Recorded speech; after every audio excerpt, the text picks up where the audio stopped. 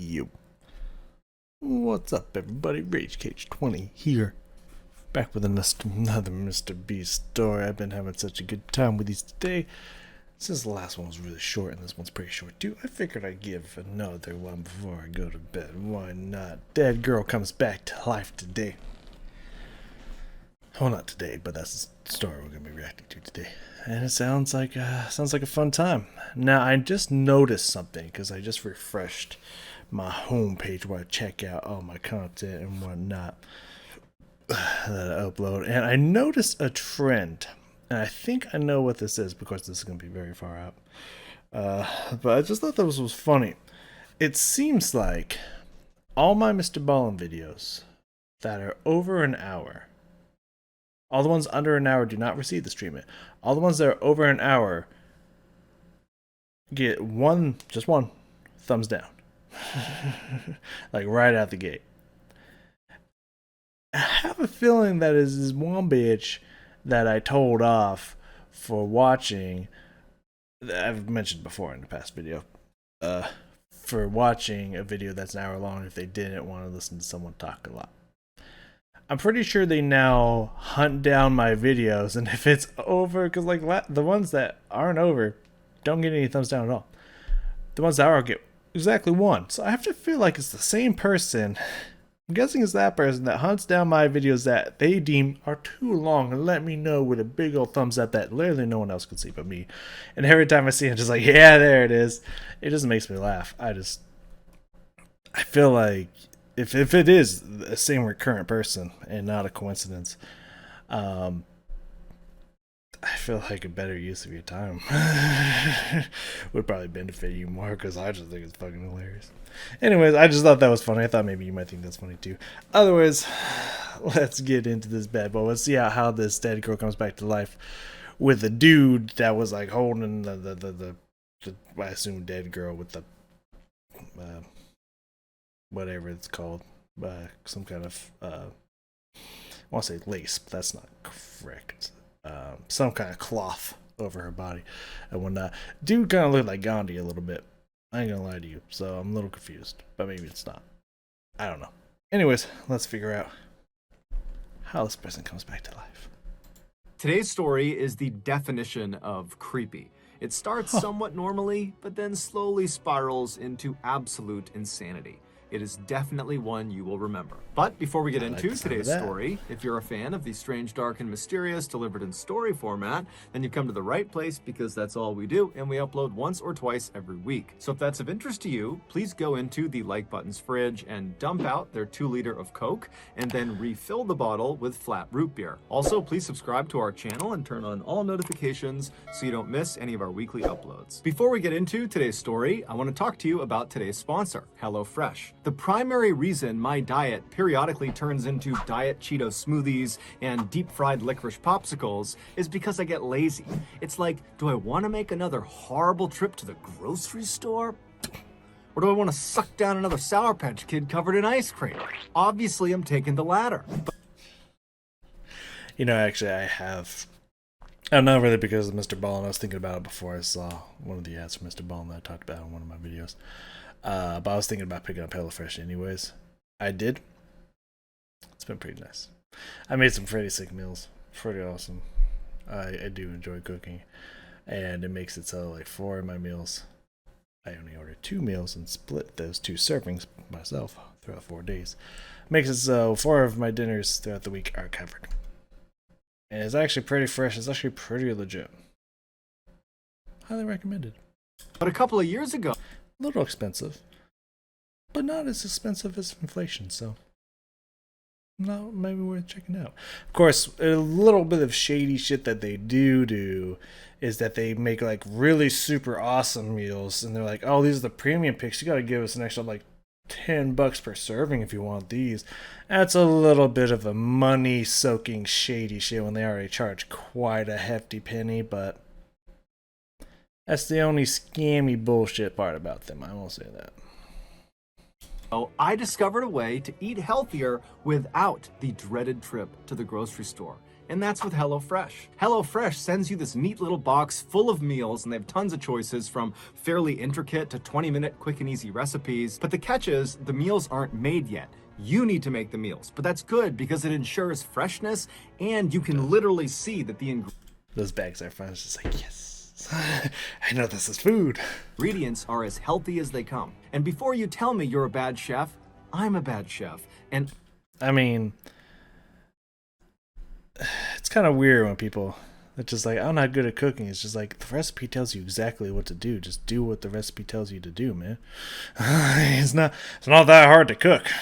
I can whip these things together no problem. All the ingredients arrive at your doorstep perfectly portioned out, and the recipes couldn't be easier to follow. So if you're finally ready to put down those chocolate-covered pickles, then you need to sign up for HelloFresh today. To do that, go to HelloFresh.com and use code MrBallen16 for up to 16 free meals and 3 surprise gifts. Okay? That is also a little bit scammy and whatnot. Like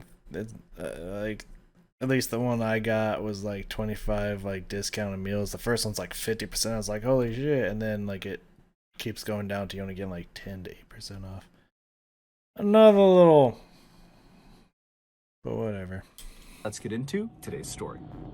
I still support it, but they do some shady shit. I'm just gonna put that one out there. I'm watching you, HelloFresh.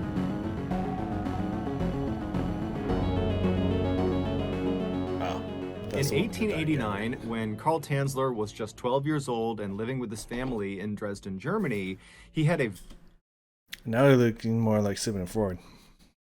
very strange dream. In this dream, he found himself in this black void where everywhere he looked, it was just nothingness. And then behind him, he heard footsteps. And so he whips himself around and he looks, and there's this woman dressed in this big, puffy, elegant white dress walking towards him out of the darkness. And when she walks right up in front of him, she comes to a stop. And she introduces herself as Anna Constantia von Brockdorf, who was a real person in the early 1700s. She was a noblewoman in Germany. And she would tell Karl that she is actually a distant relative of his and that she was here to pass on a very important message. Karl was rooted to the spot. He didn't know if he should be afraid of what she was going to say or excited or nervous, but before he could decide, Anna had already turned and was pointing in the direction she had appeared out of. And so Karl turns and looks in the direction she was pointing, and out of this blackness, out of this void, came this woman's face. It was a face detached from a body. It almost looked like a floating picture of a woman's face. And as this face floated closer and closer to them, Karl was immediately struck by just how beautiful. Karl, kind of opium you been smoking there, buddy? I'm watching you, Karl. This woman was. Her hair was jet black like a raven's feathers, and her skin was white like porcelain. But there was something off about this woman, this floating face. She looked sad and kind of frail. And so as Karl found himself staring at this face, which was now right next to them, Anna spoke to him again, and she would tell Karl that this woman, the floating face, she's going to appear in your life later on, and it is your mission given by God to save her. She's going to be very ill, very sick, and you need to find a way to keep her alive. Then Karl, in real life, woke up, and immediately he was struck by just how visceral that dream had been. It really felt like that had just happened to him, but after a few moments, it seemed like, okay, that was just a dream. But unlike other visceral dreams he had had in the past, this one did not gradually fade from his memory. Instead, over the course of that day, the memory specifically of the raven-haired woman's face really seemed to become more clear and more concrete in his mind, to the point where at the end of that day, he could easily remember exactly what she looked like. Over the following days and months and years, Karl periodically would have this same dream, this same vision of his distant relative Anna, who would come out of the void, and she would remind him to be on the lookout for this raven-haired woman when God sent her to him. But despite these constant reminders in his dreams, and Karl being ever vigilant to look for this raven-haired woman in real life, he never... Like, you know what, Anna? I'm trying. I'm looking everywhere. You want to tell me where she's gonna come? What day? What year? What direction? Help me help you, Anna. Because I'm looking. I ain't seen shit. That's what I say to Anna, personally. never actually found her. He never met this woman he was supposed to save. Fast forward to 1926. Carl was 39 years old. By this point, he had gotten married, not to the raven-haired woman, but instead to a local woman in Dresden. And the pair had had 2 daughters together, and they lived a simple life. And, by and large, Carl seemed rather content and happy with his life. One of his daughters is not going to be the raven-haired girl.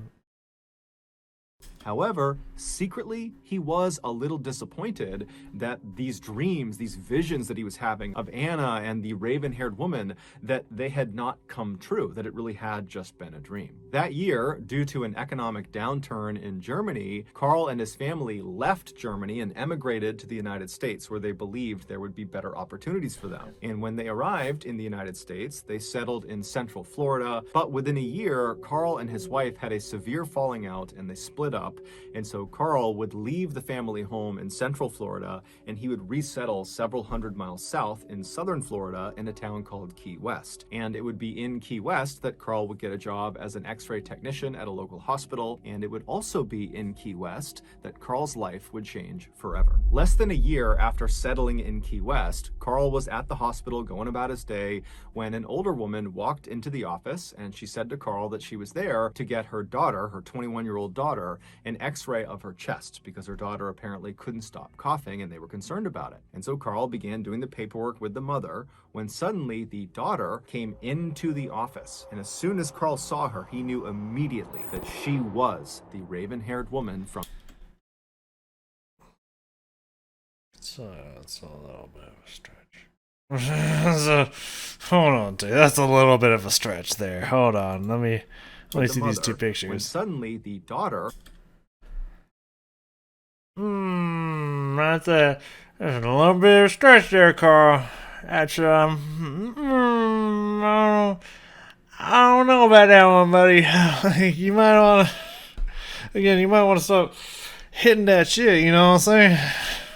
Came into the... I mean, close. I'll give you that, but that's not the same hair, same lip color.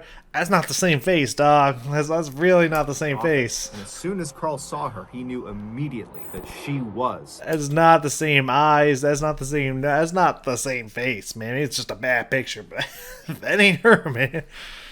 The raven-haired woman from his dreams. She walked in and she sat down in a chair, and Carl just stopped what he was doing and stared at the daughter. And then he kind of broke out of it and turned his attention back to the mother, and he said to her, "Ma'am, don't worry. I will do everything. I will save this woman.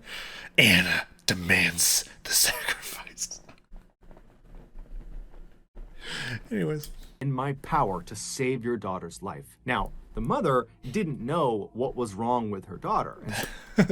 What do you mean save her life? She dying? What do you mean she dying? So this was both really helpful that this man she was talking to was... He said it ends creepy. Yeah, no, it's getting there. So willing to help, and also kind of ominous that he was already insinuating that she could be dying. But either way, the mother said, "Thank you very much. We really appreciate that." Cool. And so Carl and the mother, they finished their paperwork, and then Carl quickly left from behind his desk and hustled over to the daughter, and he introduced himself, and he reiterated that she was in good hands. And the daughter was a little bit... I mean, it's close. I could see it.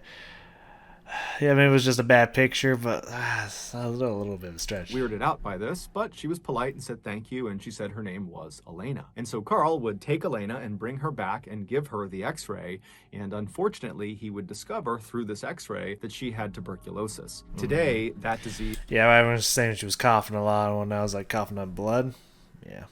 I saw that one coming. Is easily curable, but at the time, that was a death sentence. Yeah. When Carl saw this, though, in a weird way, it almost made him happy, because this was another indication that, this really was the raven-haired woman from his dreams. Right, because she was going to die. You have to save her. But she also had a... Did he discover the cure for tuberculosis because of this? Arrived in desperate need of help. And so now Carl needed to find a way to save her, even though he was... Try to find a way to cure and fix something that no one else has been able to do yet in history. Good luck, man. just an X-ray technician. He was not a doctor, and so he had no Right. clue how to begin. How do you even treat begin to cure tuberculosis? That tuberculosis? didn't stop Carl. Over the next year, Carl would be in touch with Elena and her family on a near daily basis, updating them on all of the new techniques to fight tuberculosis that he was doing all this research on, and he would tell them about experimental procedures and drugs they could try, even sometimes paying out of pocket for them to go try them. He would also bring Elena into the office as often as he possibly could to x-ray her again and again and again to see if perhaps she was making good progress. Yeah, all those X-rays, especially in the 20s, probably not good for your body, man. But unfortunately, over the course of that year where he was doing everything he could, it just didn't work. The disease ravaged Elena's body, and on October 31st, 1931, so roughly a year after Carl had first met Elena, Elena would unfortunately pass away. Elena's family was devastated by this, but their grief didn't even compare to Carl's grief. It was like Carl had lost his life too. You failed. Anna! How could you, Carl? You Sigmund Freud looking motherfucker. He couldn't believe he had failed his mission and let the raven-haired woman die. When it came time to bury Elena, Carl said, "Let me pay for the most elaborate gravesite we can possibly make. Let me set up a mausoleum for her." A mausoleum is an external building that sits in a cemetery that effectively serves as a kind of shrine to the deceased. And so her family, they understood that Carl had become very, very close with Elena, although they didn't fully understand the relationship. Why? But they did understand she meant a lot to him, and so they agreed to let him do this. After Elena was buried inside of this small temple that Carl had built for her, Carl began spending virtually all of his time kneeling inside of it, crying and begging for Elena's forgiveness. Elena's family was well aware that Carl was doing this, and at first they kind of just let it happen, but after several months, they began to tell Carl, you really need to let her go. You need to begin to move on. You need to chill, bud. She ain't your daughter. But Carl refused. In fact, over time, he only became more and more obsessed with Elena. Finally, after 7 years of Carl doing this, Elena's family decided, enough is enough. He really needs to stop making her loss all about him. It's not his loss. Yeah. It's starting to get creepy. It's starting to get Sorry, it's not starting to get creepy. It got creepy a little bit ago. It's starting to get real creepy now. It's our loss. We're her family. And so the family decided the only way to kind of get Carl to stop doing what he was doing is to demand he give the key back that gave him access into the small area inside of the mausoleum. So one night, Elena's sister, whose name was Florinda, decided to go over to Carl's house unannounced and confront him and get the key back from him. And so she hopped in her car and she drove over to his property. His house was kind of set back off the road behind some trees, and so you had to drive down this kind of winding driveway to get to it. And so Florinda turned onto his driveway and she began driving. And when his house came into view, the first thing she noticed was a number of the windows on the first floor were all lit up. Clearly, Carl was home. And as she's driving towards the house, she's just looking in these windows. And for a second, she sees Carl, and he's very elegantly dressed in a suit or a tuxedo, and he's ballroom dancing with this woman who's also very elegantly dressed as well. And for a second, Florinda considered turning around and not disturbing him. But then she thought, you know what? This has been going on for so long. I just need to get this over with. And so she drove her car. Motherfucker's got Elena's body, doesn't he?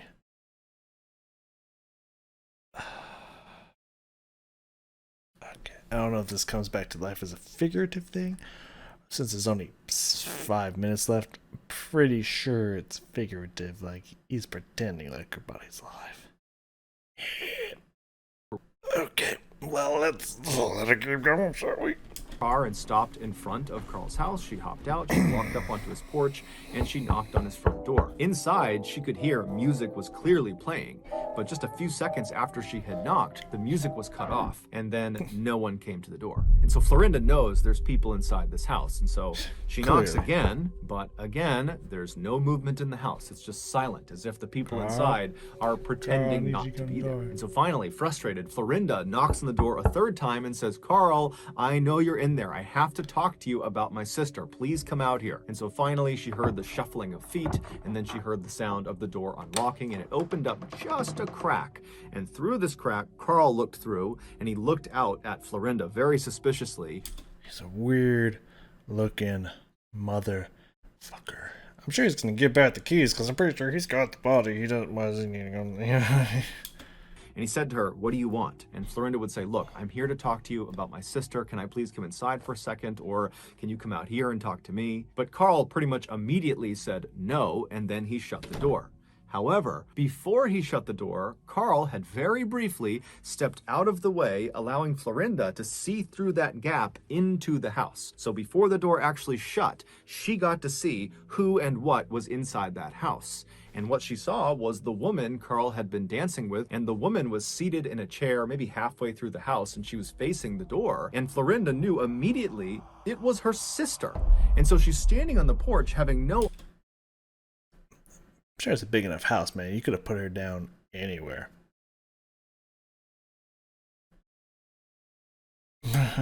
idea what to make of what she's just discovered. And so feeling kind of overwhelmed, she just kind of staggered off the front porch. She turned around, she ran into her car, and she drove off to tell the police. When the police came back, they knocked on the front door and they demanded that Carl let them see the woman he was there with. And so at this point, Carl knew the gig was up, and so he opened the door and he allowed them to come inside. And when the police went inside, they saw the woman he was with, and sure enough, it was Elena. However, Elena was deceased and had been for 7 years. I would imagine so. After her death, Carl said he was able to talk to her inside of her mausoleum. And so that was why he was going back there every single night, because he and Elena were spending time together.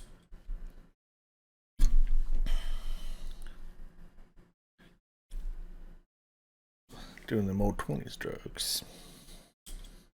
And then at some point in 1933, so 2 years after Elena has been dead and buried, Carl would say she told him while he was visiting her mausoleum that she didn't like being in the mausoleum and that she wanted to come back with him and stay at his house. And so the following day, Carl had shown up with a child's wagon, and he pulled her out of her coffin, pulled her out of the mausoleum, put her corpse in this wagon, and wheeled her back to his house. He had continued to go to the mausoleum every night for the next 5 years just to keep up appearances.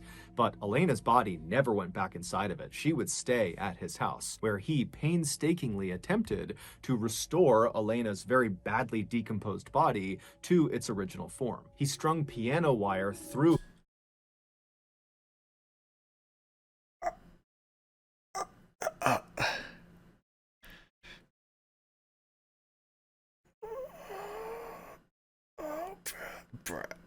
Bruh. Bruh.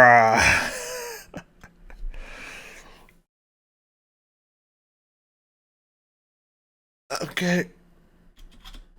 her entire body, connecting all of her bones together to keep her skeleton intact. He replaced her eyes with glass eyes, and he began rubbing the special wax all over her skin. He also stuffed her insides full of rags in order to give her a full, natural look, and he constantly sprayed her with perfume to reduce the smell. Once she was, in his eyes, back to normal, he began spending as much time with her as he possibly could. He would change her outfits constantly, he would put on makeup, and he would give her new jewelry, and he would talk to her about the ups and downs of life. He would laugh with her, he would cry with her, he would sleep with her. Carl would admit that ultimately his goal with keeping Elena in his home was to eventually still save her life.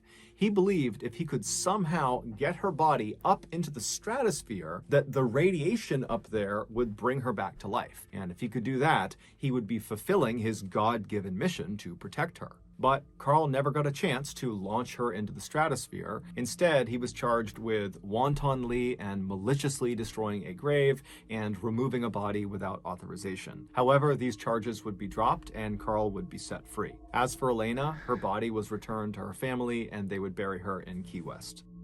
So that's going to do it, guys. If you got something out of today's episode and you haven't done this already,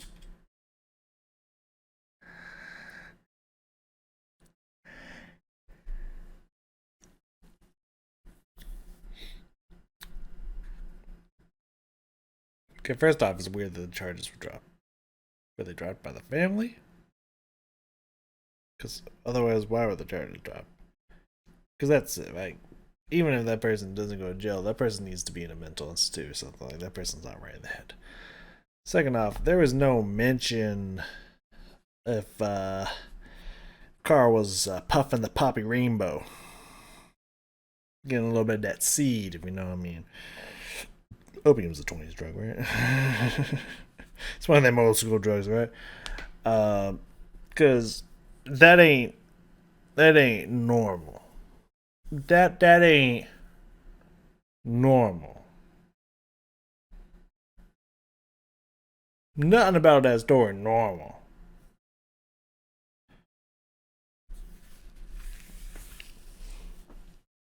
I don't.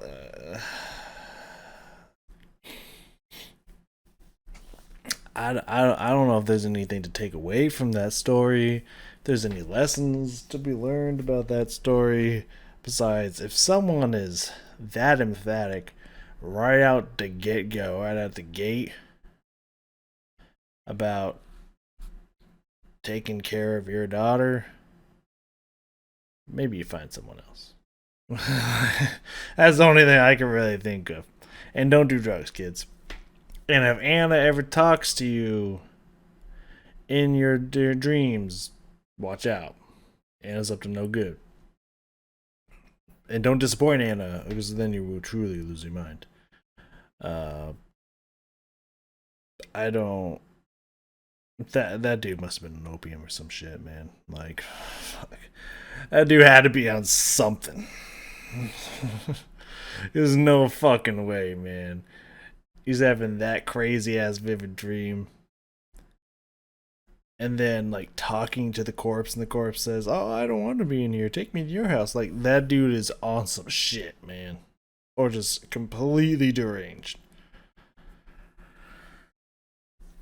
Oh, that face was gross. That was a disgusting fucking mummification process he did there. And he stuffed rags in her body? Bro, that's gross. He tried to stop the natural decomposing process of death and sprayed perfume so she wouldn't smell like decay.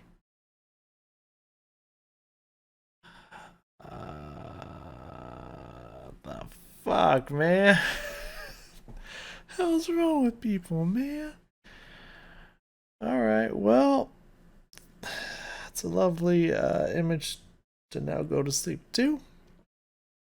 I'm sure I won't have horrid nightmares at that face. I swear to fuck.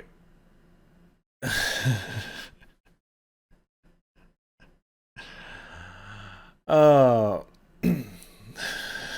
Swear to fuck. If Anna, if Anna visits me tonight in my dreams, this is coming straight from The Interview, which, by the way, one of my favorite movies of all time. Of course, he was talking about a tiger, and this is an actual person. But if Anna shows up in my dreams and starts walking towards me, I'm gonna cunt punt that bitch. Gonna kick her where the sun don't shine. Tell her, you get back in that fucking void, and you don't say shit. You turn around, Anna, and get that ass walking. That's what I'm gonna say. You ain't giving me no fucking mission today. Ain't happening, Anna. Get the fuck out of my dreams. I swear to fuck, if I dream this Anna girl tonight, I am going to lose my shit. I'm gonna wake up and like a nightmare sweat. Just, it was Anna. She came for me in my sleep, man. Oh, I'm a little nervous about going to bed tonight. Anyways, thank you all for joining me here in these crazy stories today. I love it. I love it, love it, love it. Mr. B's the best. And I will see you all next time.